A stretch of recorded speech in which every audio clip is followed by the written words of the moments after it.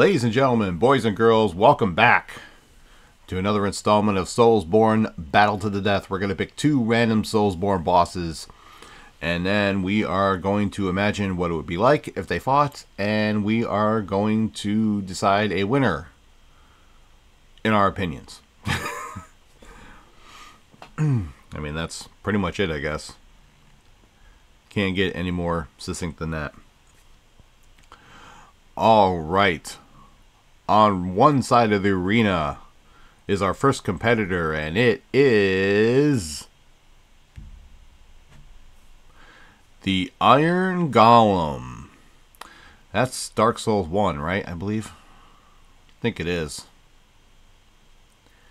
He's kind of tough, but I think the biggest reason why he's tough is because you fight him in such a small area, if I remember correctly. I mean, he's still tough in his own right, but I think a lot of it has to do with the tiny area that you have to fight him in. So, that's kind of how I feel about the situation, but, you know, some of you may feel differently, and that's fine.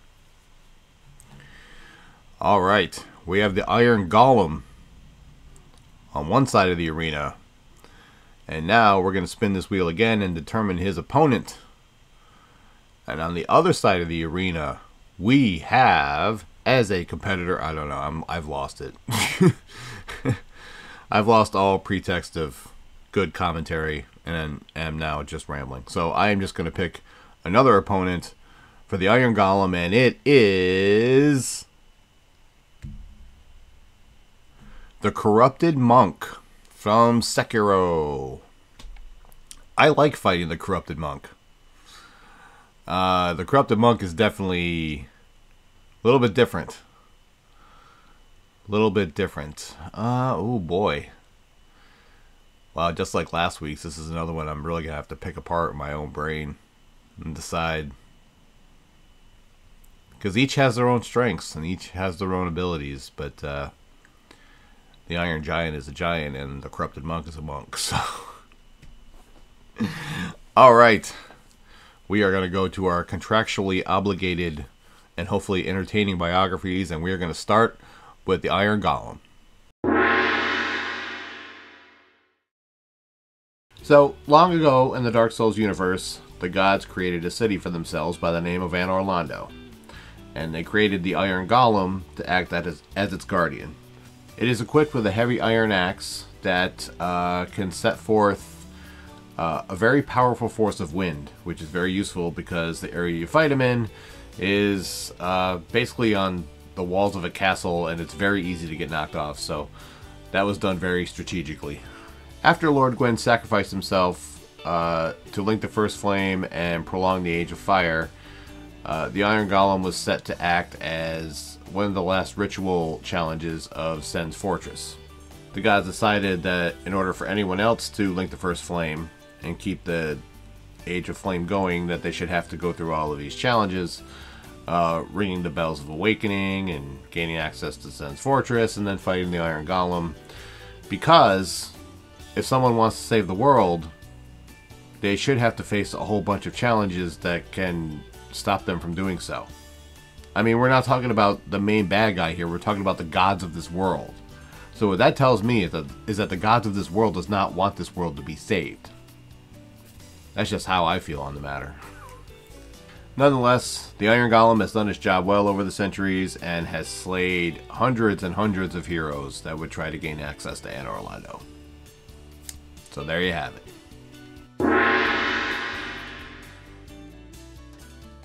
There's not much really regarding lore on the Corrupted Monk, although she is an illusion that guards the entrance to the Wedding Cave door, where you get the Shelter Stone for Kuro. It is, however, very ironic that we are covering the Corrupted Monk this week on Soulsborne Battle to the Death, because the most recent episode of the Sekiro No Healing Gourd run is me fighting the Corrupted Monk, win or bust, which means I have to beat him or her in order to advance. Dead. There it is. I'm dead. I'm dead. Dead. Alright. Hour 3, day 3. She's a very difficult boss. She is an illusion, so snap seeds will work on her, but only 3 times.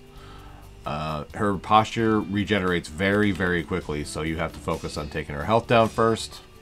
And she has a mandatory boss that you must defeat to move on, because for Lord Crow, you have to find the Shelter Stone, the Lotus of the Palace, and, oh crap, what was the other one? The Mortal Blade. Yeah, that's it. In order to advance further in the game. So, she's very tough. And I don't know what else there is to say about that. Later in the game, you fight the True Monk, which I don't know if there's a link between the two, honestly, because I didn't look it up. But the True Monk is basically the same boss, just not an illusion. This is a really, really tough fight to judge, I think. And maybe you disagree, but that's what the comments are for. Leave your opinion there. I really think it could honestly go either way. I'm not sure the Corrupted Monk can withstand the heavy blows from the Iron Golem, although she is an illusion, so maybe. And I'm not sure that the Corrupted Monk has enough tools to take down the Iron Golem, a giant with, you know, heavy armor and blow. I don't know. It's really, really tough. If I have to pick one, you know what? I might give the slight edge to the Corrupted Monk. And this is considering if you're fighting on a level playing field. I'm not talking about the levels, although I do that too. You know, I try to keep them relatively level as far as fighting, you know, a beginning boss against an end boss. The end boss would have the major advantage because of more levels and, you know, whatever. But I'm actually talking about a level playing field as opposed to fighting the Iron Golem on the castle walls where they can be blown off or whatever. I think if they're fighting in just a regular, you know, grassy area or something like that, I think the Corrupted Monk has the advantage because she does have moves that can get her away very quickly, and then she can come back in with more blows. I would probably give the slight edge to the Corrupted Monk. I think the Corrupted Monk takes this one, but just barely. That's just my opinion, though. Feel free to leave yours in the comments. And with that, I am going to end this episode here. RobertBlanchardBooks.com if you're interested in my books. The Rise of Dragons podcast if you're interested in hearing more about them. Leave a like, subscribe, notifications, and all that junk. You can follow me on Instagram and Twitter at Bobby'sWorld2110. And that is going to do it. So until next time, be well, stay safe, and as always, it's Bobby's World. And you're all just living in it. See y'all, for live, y'all. Bye! Oh, Ripley just made her way into the picture. Guess we're not ending this yet. Whippy! Bye, everybody. What's going on, guys? Thank you for checking out the video today, but I got a question for you. Did you know I wrote a book? Did you know I wrote 3 books? Did you know that they're all part of the same series? The Roar of a Dragon, The Treachery of a Weasel, and The Cry of a Raven. ReadersFavorite.com says that its intensity rivals that of the Game of Thrones series.